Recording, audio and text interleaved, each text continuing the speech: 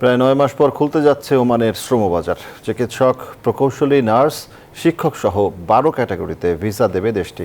বিকেলে প্রবাসী কল্যাণ প্রতিমন্ত্রীর সাথে বৈঠক শেষে একথা জানান দেশটির রাষ্ট্রদূত। আর প্রতিমন্ত্রী জানালেন, দেশটিতে অবৈধ ৯৬,০০০ বাংলাদেশি অভিবাসীকে বৈধ করবে দেশটির সরকার। অবৈধ অভিবাসীদের জরিমানা মওকুফের বিষয়েও ভাবছে তারা। To resume, inshallah, very soon the issuance of visas.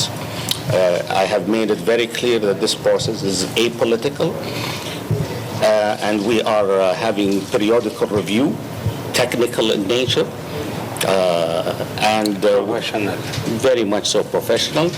And we managed to even grant exemption for 12 categories of professional workers.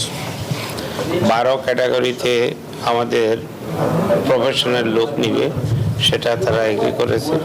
৯৬,০০০ যেটা অবৈধ হয়ে গেছে তাদেরকে লিগ্যালাইজ করে দিবে, সেটা ভার্বালি ওয়াজ এগ্রিড। এটা শেষ হয়ে যাবে এবং এগ্রিড হয়ে যাবে গভর্নমেন্ট টু গভর্নমেন্ট।